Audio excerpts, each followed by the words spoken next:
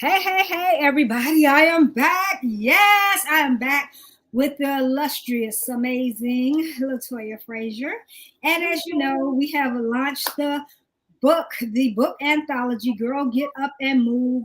You Are Enough. This book is so amazing. I'm telling y'all, if y'all don't spend the 99 cents to get this book, I just want to say shame on you. But this Shame is on you. something serious, okay? Because I mean, we're not even playing like I'm telling you what this book will do for you and how good it is. Oh my God. So before we get into all of that, um, we want to introduce ourselves and then we're going to have a conversation about some things that probably affects many people that they thought about. You can put your questions in if you want to ask us. Please comment and please spend the 99 cents and get the book. So Latoya, you want to introduce yourself? Yes, absolutely. Thank you, Renette. My name is Latoya Frazier. I am a former corporate employee, a mom of three, and I help empower business owners and entrepreneurs to generate revenue, a sustainable business by helping them launch their programs online. Yes. Amazing. And she's amazing at what she does. Thank She you. does six-figure launches, five-figure launches, all of that. So, I mean, like, she's amazing. Okay. A black Thank woman in the tech space. Y'all know that's huge. Okay. That's huge. you. It is huge. And baby, she worked with her laptop through her laptop. She can try for some big things. I have to say that too. While she was being a little humble, I'm gonna just tell y'all the truth. Okay, the real Thank you. I'll pay you later.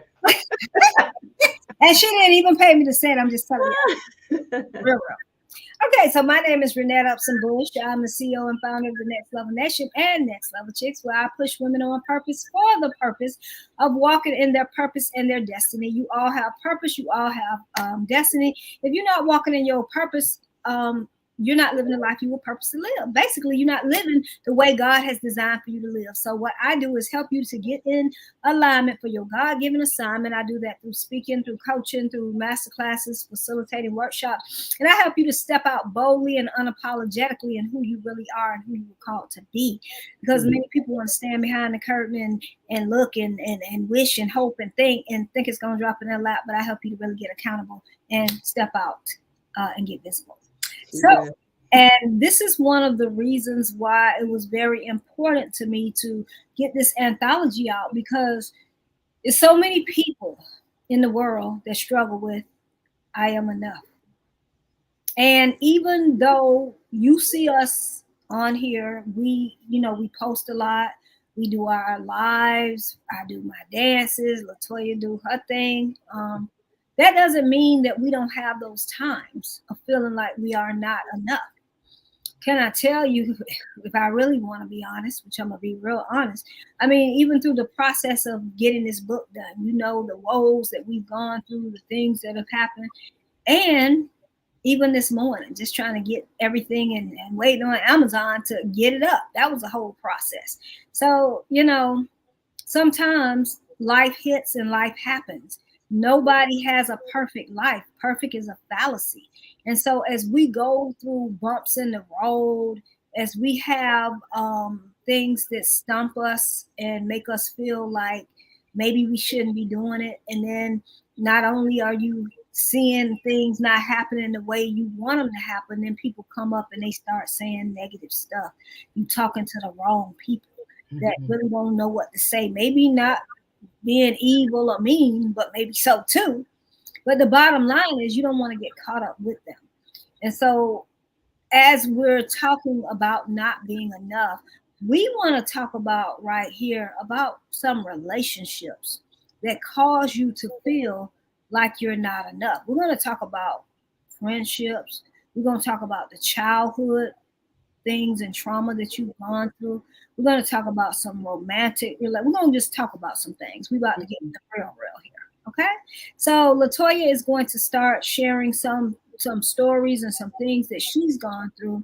And then I'll be asking questions and interjecting as well. So this is about to be real juicy out here. Okay. So let's Okay. get juicy. We say yes. Let's do it. All right. So let's talk about childhood and what was maybe, the traumatic thing for you that started you to maybe even feeling like you weren't enough. Yeah. So that's a great starting point, right? And it's one of the stories that I share in the book in terms of I grew up in an era where children were seen and not heard, right? So that experience made me feel like my voice was not enough, right? My voice didn't matter. What I had to say didn't matter. My thoughts didn't matter.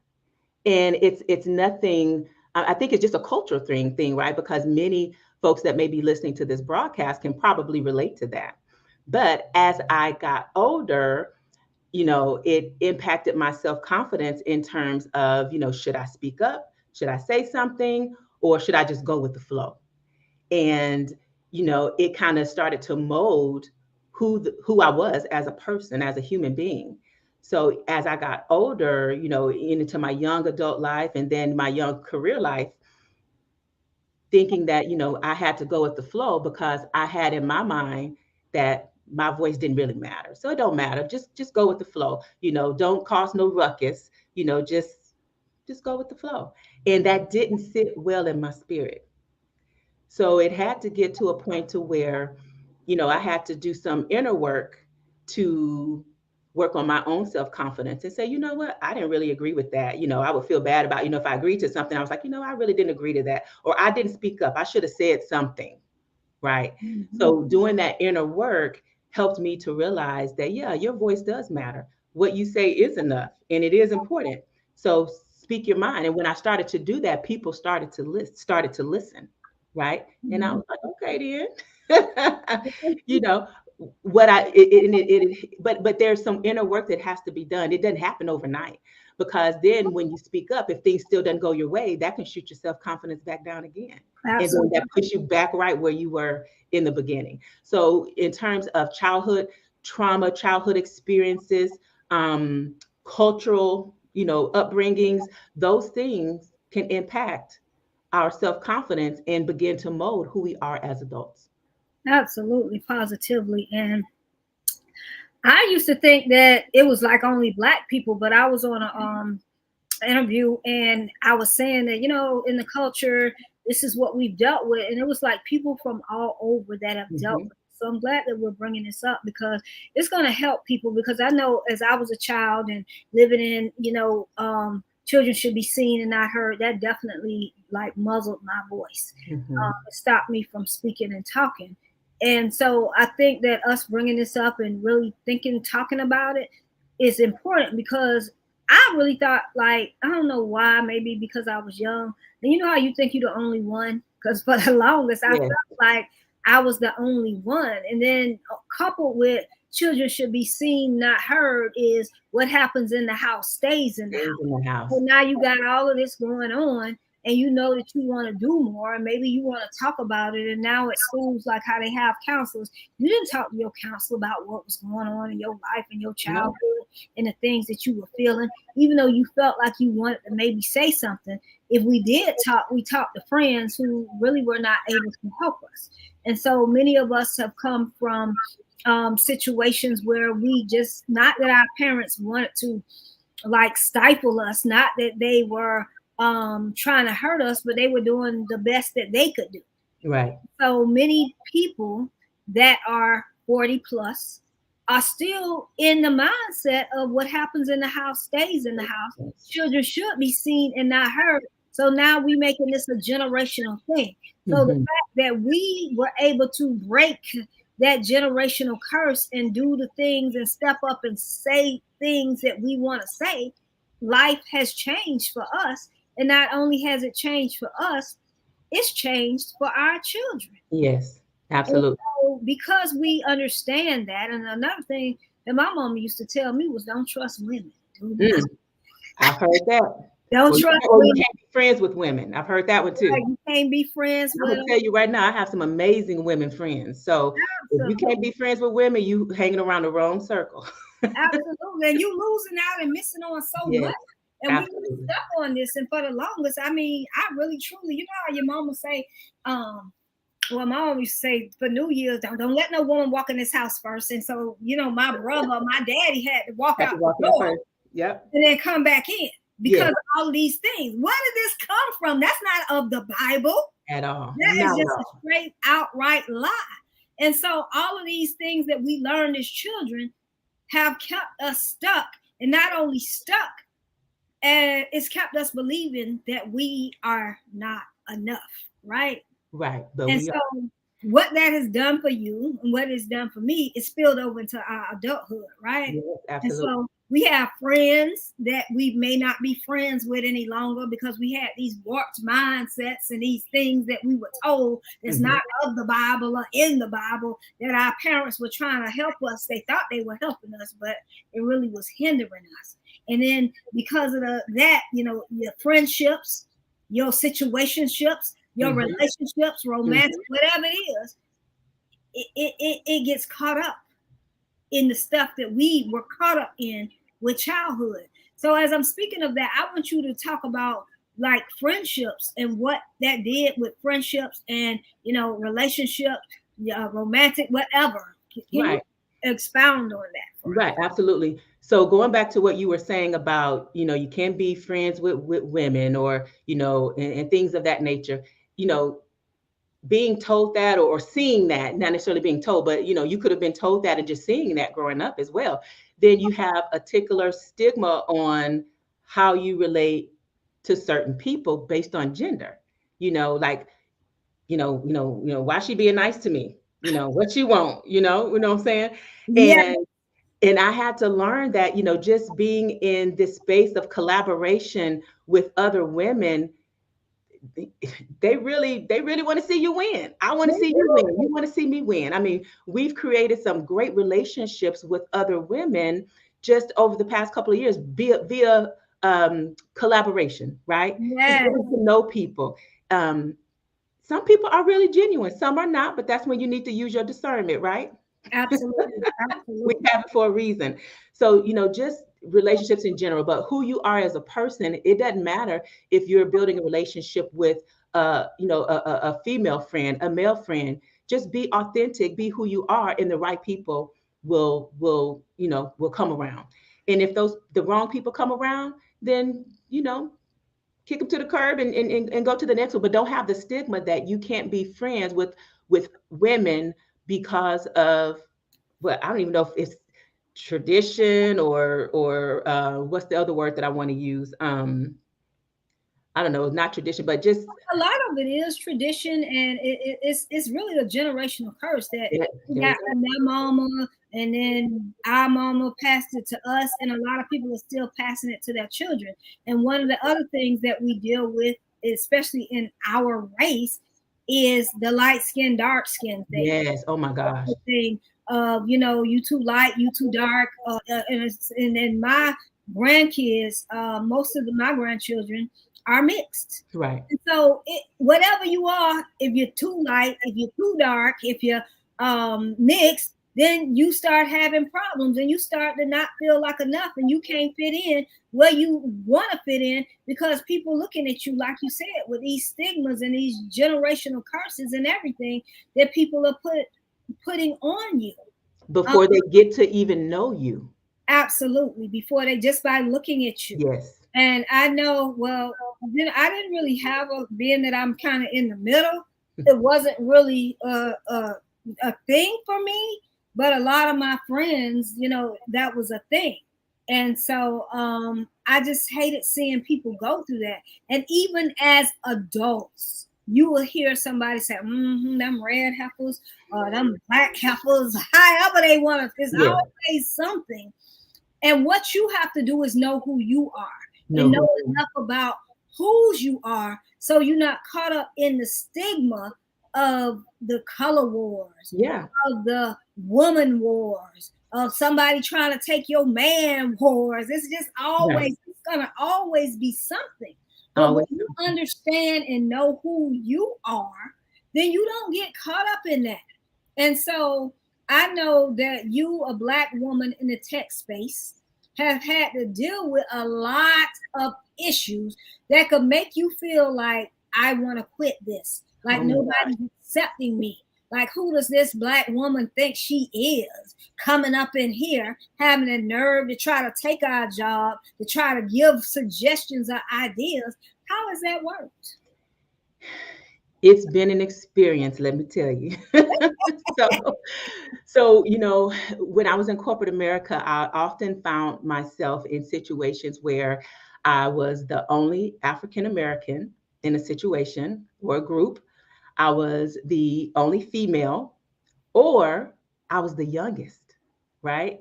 So I have all these things in my mind stacked against me, and me thinking that, I'm not enough, right?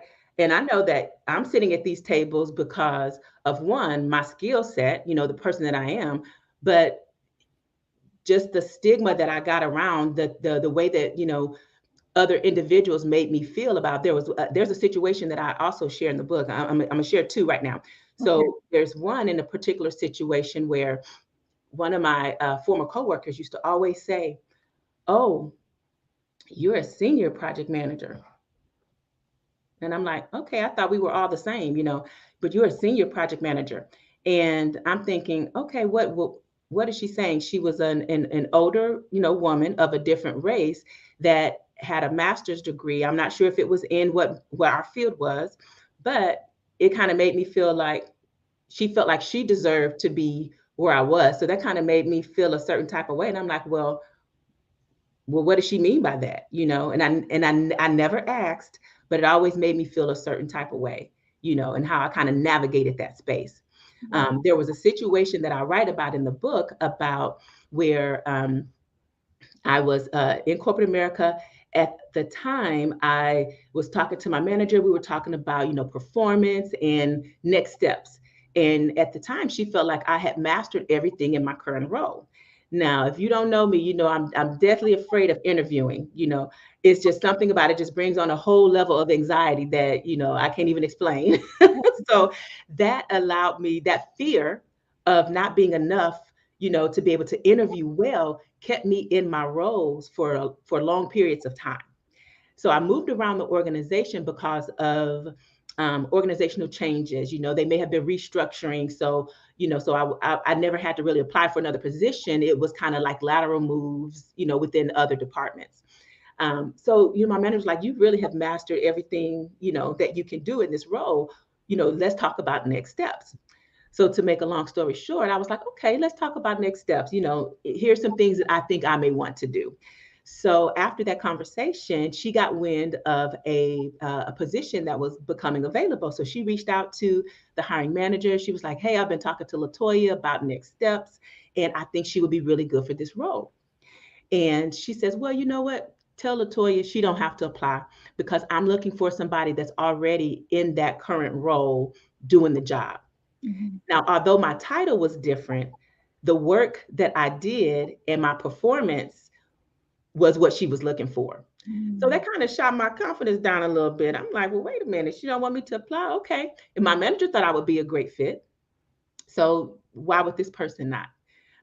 But no big deal. I told my manager, I said, you know what? I'm going to apply anyway, right? Because if I'm going to move around, I need practice on my interviewing skills. I think I had been I hadn't interviewed in like maybe 10, 12 years, just because I had been moving around in the organization because of other things. So I went ahead and stepped out on faith and said, you know what? I'm gonna go ahead and apply for the position. It was a position that I really wanted. So I went through the first phase of the interview, knocked it out the ballpark. I was moved to phase two, knocked it out the ballpark. The third phase was with the person that told me not to apply, or told my manager to tell me not to apply. She was very impressed and ended up hiring me for the role. Wow. And you know Offered me the why? position. Because you knew that you were enough. I knew And that I you was could have enough. sat and not applied, and you could still be sitting up in that place and space today. Today. So it Mhm. did shoot my confidence a little bit, but I was like, you know what? Based on what she said, made me think about, let me think about, go ahead and applying. But I had to have the confidence to do that because I could have said, well, she said she looking for somebody else, so I'm not going to apply. But I had the confidence, or had to build the confidence at the time, because I was a little shy. I ain't gonna lie, I was a little shy when she told me not to. But I was like, you know what? I'm gonna do it anyway, and I did. And I got the position, and that was the position that I continued to hold until the day that I left that business, that company. So Yes, and I want to definitely say we need to say that when we feel like we don't want to do something, or somebody's telling us we're not qualified, or maybe you shouldn't do this, or maybe you can't do that. Maybe you don't have the degree to let us behind your name, but you've been doing the job all along. Don't step back. Don't think you can't do it. The word is do it anyways. Do it anyway. So you did it anyways. You did it scared. You did it in spite of, and you did it because of. You were already doing the job. So I'm already doing the job. Why should I not? Why should I not apply? And let me tell you this, Renette, and to the people that are listening, the skills that I learned in that job, in that role, is the same thing that I do in my business today. Yes, yes. And if y'all didn't hear me say, she is helping people do 5- and 6-figure launches. She's helping people put their courses together. She is doing the thing that she wants to do, living the life she wants to live, because she decided to move past the childhood traumas. She decided to move past the generational curses and the feeling of not enough. And so if we choose to do that, we change our lives. When we change our mind and move forward, we change our lives. And so many people, they may look and see this, but they don't take action. Shame on you. Shame on you. Because let me say this, Burnett, too. Someone asked me the other day, they was like, how did you learn, what you're doing? One is personal experience, and then using your current skills. Before I left corporate America, I thought I had to do all of this training and get all these certifications and learn all this new stuff to be able to, step out on faith and start my own business. I'm the first entrepreneur in my family, so I didn't see this modeled. I didn't. So I'm trying to teach not only my children, but also, my family, my nieces, my sisters, my brothers, cousins, whoever want to learn, because I didn't see it modeled, but there was just a desire that I had. And someone said, well, how did you learn how to do all of that? And I said, you know what? Once you have a desire to do something, it continues to eat at you. It continues to eat at you until you do something about it. Because at the end of the day, I can't continue to complain about something and not do anything about it. Absolutely. That's you, though. How many people sit up and complain and never do anything about it? Yeah. How many people sit up, and then it's a year that's passed, 2 years, 3 years, and on and on and on. And so at this time now, they in the grave, and they never did what they wanted to do. That's why the graveyard is the richest place in the world, as Les Brown says, because so many people don't feel like that they are enough. And like she said, and I know so many people that are in this tech space, and they taking class after class after class, still not really getting the jobs they want to get, still not really going where they want to go. And then they do all of that and then won't even apply for the job because they don't feel that they're enough. And so we've got to start stepping into our enough and feeling good about ourselves. We have to start taking our power back. And so many people allow words said by other people to snatch their power, to take over their life. And I did that for a long time. So I can relate to that. I did that for a long time. I was a people pleaser. People pleaser. So when people say, something, I was a people pleaser. And I was like, well, that's pleasing them. But how am I not pleasing me? Absolutely. And the great thing that I love about the structure of our book is that we have those discussion questions, right? So my chapter on self-confidence, it has discussion questions to help you identify, because sometimes we got to be transparent with ourselves. Yes. Because sometimes we're not truthful with ourselves, where we're living this stigma based on what other people want and see for our lives. But what do you see for yourself? Like you said, I left corporate America back in 2015 using my own skills to build a sustainable business. So I help other people to do that. As you said, I'm traveling right now. You guys can probably tell I'm in a hotel. I tell people I live the laptop lifestyle. I'm still working. and But you my can do business, of course, but I had to have the confidence to step out on faith. And it's just not like, you know, I don't like my job. I'm going to quit. You know, it's not that. You have to have some things, some plans, some procedures in place in order to do that. But if you do some inner work to build your self-confidence. If it's something you want to do, maybe you don't want to leave your career. Maybe you just want a business on the side. You know, you can do that. If you want to write a book like we're doing, you can do that. If you want to, you know, travel the world, you can do that. You know, you just have to build the self-confidence, and all those negative thoughts that come in and say that you can't, you can say, yes, I can, because I am enough. And if you need to journal why you are enough, pull out a notepad, a journal, whatever, you know, those things that you feel like that may be holding you back. Sometimes we're our worst enemy. definitely Those things present themselves and we talk ourselves out of it, right? talk yourself in, talk yourself out, back and forth, up and Yeah. down, around and round. And I was saying earlier on one of the segments that how we always say, "Oh my God, no weapon formed against me shall prosper." But we're usually our own weapon. We Yes. are holding ourselves back from what it is we want to do. And like you said, you took what you had, and that's what y'all need to understand. You have something right Yeah. here, right now. So whatever it is, take it and move forward. You can learn just because it's somebody that knows less than you. Yes. It's somebody that's watching you and they love what you're doing and you can teach them how to do it. If you just have the courage and the confidence to step up and do it.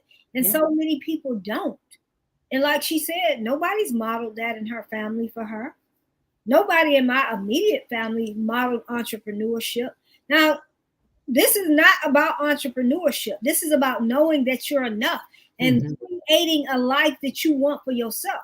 Because Yeah. if you're at a job and you love what you do, but you know you could be doing more at that job, but you're not applying because you think, oh, well, they don't want me. Oh, because I don't know enough or whatever. I need you to open your mouth. A closed mouth will never get fed. A closed mind will never get fed. Yeah. And so you have to step up and open your mouth, whether we talking entrepreneurship, whether we talking job, whatever it is. And as we were talking Sunday of how people don't like to ask for help. And I was saying that, the things that I do right now, and I used to ask, well, I don't know how to do TikTok. I just don't understand that. And then you ask your grandkids, whatever. They don't want to have time for you. I don't really know. I just be doing. And I was like, I ain't gonna keep asking nobody. I started playing with that stuff myself. You sure did. You So encouraged me to do my first TikTok video. I think I sent you a message. I you said, you doing your thing on TikTok. Let me sign up. yeah, you just have to go for what like Yeah. once you start. And you may not be all fancy at first, and it's not about being fancy. It's not about being perfect. About showing up. Right, showing up and making progress. Yes. And so I don't have to know every fancy thing on the things that I do. It's the message that I'm sending out. It's the thing that I'm doing. My thing is visibility. I'm getting out there. I'm being visible, and I'm helping other people to get visible. You definitely encouraging me to do that. So I'd be like, oh Lord, Renette over here dancing again. Let me get on there. When you are enough, and I've seen over these 2-3 years, just the way you have like expanded and grown and just living your life like unapologetically. Like those posts that you put out are fire. And when you do your dances, and I mean every day that you show up, you make a difference. And you finally like said, I ain't worried about what people thinking. Like you said, you had that disease to please. Yeah, exactly. You passed that disease because when you pleasing other people, you would never please yourself. You can't do it for everybody. You got to do it for you. And so you the only one that can decide you're enough. God has already said it. So it's now up to you to believe it. And when you take that first step, God will take the next. So we have to get to the space and place to know that we are enough. And it bothers me how I see so many people just not feeling like they're enough. And then when people hit 40, 45, 50, even 60, they start to feel like they can't do it. Like right. Shoot, life will just be beginning. Exactly. It's not the age, it's about the action. Exactly. Yeah. And then just what we've been going through over the past several years with the pandemic, I mean, what is normal anymore. We don't even know what the new normal is. We just have to live it day by day. But just with that total experience has impacted me in a way of, life is short, and I post this all the time. Some of you may have seen it. Life is short, but it's the longest thing you'll ever do. And I don't want to have regrets on things that I want to do and never got a chance to do it. So I'm living my best life. I have the self-confidence now to do that because I didn't have it before. And I'm like, oh, I can't do that because, kids. I can't do that because of the job. I can't do that because of finances. I can't do that because of, it, life is too short. So I have that self-confidence now to say, you know what, if it's something that I want to do, I can find a way. I can find a way to do it because I'm all about creating memories, but I have to have that self-confidence, say, you know what, I am enough. I can make this happen. I can make this experience for my children. I can make this experience for my family. And, I don't want to have any regrets. So I'm living my life, as you said, unapologetically, because I now, I have to, we all have to self-talk. We all have to do our affirmations, and it's not something you do overnight. It's a learned behavior. It's a learned behavior. And it's a consistent behavior. Absolutely. We have to be consistent about it. And so when you make up your mind to do that, and like she said, it's always something. We could have reasons or we could have results. Absolutely. We could have excuses or we could have execution. Make up your mind what you decide to do. Because the excuses and the reasons, that's not going to help you to move forward. So whatever has stumped you, use that to fuel you. Use that to push you forth, to catapult you to what it is you want to do. If somebody told you can't, don't be worried about getting revenge and proving it to them. Prove it to you. Yes. That you can do what you need to do. And it's not about revenge or whatever the case may be. It's about your best revenge is no revenge. Do what you need to do for yourself. You ain't got to go back to them. You ain't got to, everybody got to clap back. There's no clap back. No clap back. Clap back. No. We don't need that. Where does that get you? Nowhere. Nowhere at all. They still talking about you doing what they doing. Exactly. You the only one mad. The clap back is doing you. And knowing that you enough. And so when you walk in that space and place, that's how you can win. So if you are watching this, whether now or the replay, please make sure that you get the book. And not just get the book one, get some for your friends, some for your children. If you have children that are of an age that may be in that space and place and they dealing with hard friendships and people have talked about them and made them feel bad and sad, and it's time out for that. It is time for you to step up and you have to teach them. You teaching them by the way you behave. Yes. So like Latoya said, this is a whole workbook.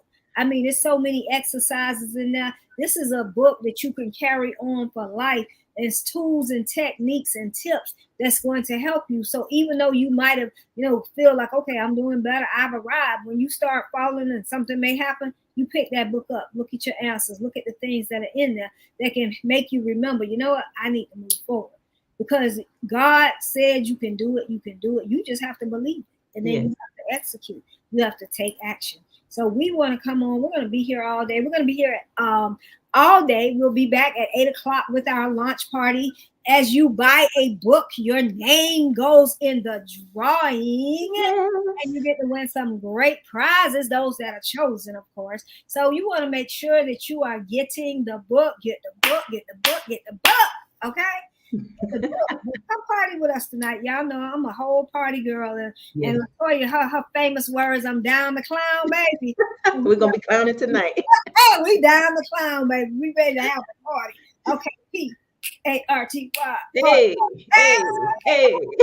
Okay, that's us. We're going to have a great time. And so we want to invite you all to be a part of it. We want to invite you all to get the book. Let us know you got it. Hey, so we can celebrate you. Yes. Celebrating being enough. That's a celebration within itself. So yes. Latoya, thank you for your amazingness and all of your contributions. Let me get myself together to the book and just your contribution to women and showing up and helping them really make she helping women make 6 figures. She helping women get to the 7-figure mark, like really, truly. And so that's huge. And if she didn't think enough of herself, she wouldn't be able to help others do it.